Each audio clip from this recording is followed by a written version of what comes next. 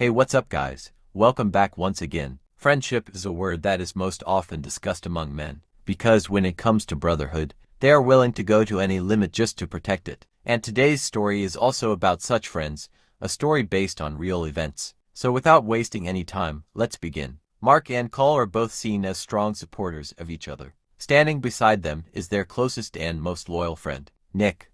Unlike the others, Nick isn't much into exercise or physical training. But when your friends are going, you go with them. That's how brotherhood works. That night, a party is arranged at Nick's house. His wife is present, and all the friends are there, laughing and enjoying themselves. During this gathering, we are introduced to the fourth friend, Tom.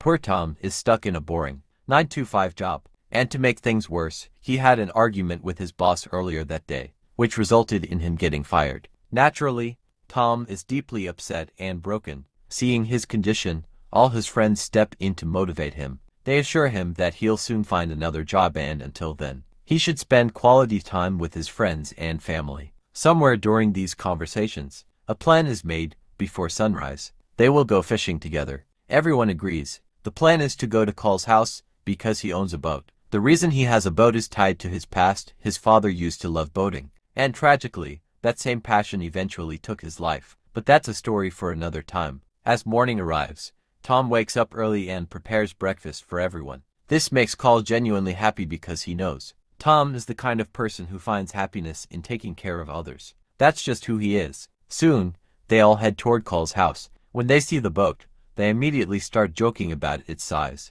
It looks small, almost insignificant. What they don't know is that this very boat is about to decide the value of their lives. Before leaving, Nick's wife asks him to return early. The news is showing warnings about bad weather later in the evening. Nick promises her that they'll be back before sunset. Cole also reassures his family, joking that he'll bring so many fish that they'll be eating them for months. His daughter is crying, and he cracks the silly joke just to calm her down.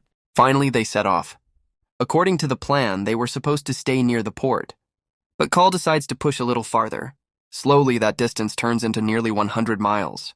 It's far, very far. But at the moment, the weather is clear, calm, and beautiful. There's nothing to worry about. Or so they think. They enjoy themselves, fishing, laughing, and adding new pages to the book of their friendship. Time passes without them realizing it. They are so lost in the moment that they don't even notice the calls coming from their families. When they feel the fishing spot isn't rewarding, they move even further and drop the anchor deep into the sea. Fishing resumes. Like every group of 4 friends does when they're alone, they start talking about old memories, failures, missed chances, and dreams that never worked out. Nick encourages Cole, telling him that both he and his brother have real talent. If they work harder, maybe one day they'll be selected in a professional rugby league. Cole promises that he'll take this advice seriously. But now the sun has started to set. The waves are growing stronger. The weather is slowly changing its mood. Cole suddenly asks everyone to wrap things up. And this is where the chapter begins. The chapter that destiny wrote for them. The anchor is stuck. They try pulling it out using the motor. As a result, the front of the boat lifts up. At that exact moment, a powerful wave crashes into them, flipping the boat completely upside down. All 4 men fall into the freezing water. The boat is overturned.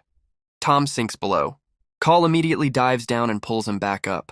He tells everyone to stay together, because right now, staying together is the most important thing. They try to flip the boat back, but fail. The anchor seems to be holding it down. Cole suggests cutting the rope, but there's a problem. They don't have a knife. Mark then suggests using a blade. Cole manages to cut the rope, but even then, the boat refuses to turn back. Slowly, hope begins to fade. But they remind each other the night is still long. If they give up now, there's no future. They decide to keep floating. However, the water is freezing, and staying in it for too long could lead to hypothermia. Someone needs to dive back inside the boat and bring out the life jackets. Mark takes the risk. He goes down and retrieves the jackets. He warns everyone not to close their eyes and to stay on top of the boat as much as possible to avoid direct contact with the cold water. Meanwhile, the storm worsens. Darkness completely takes over. At home, their families are panicking. Calls go unanswered. Phones are nowhere to be found. Mark believes something might still be salvageable. When he went down earlier, he noticed 2 bags still attached to the boat. They could contain food, or phones, or maybe nothing.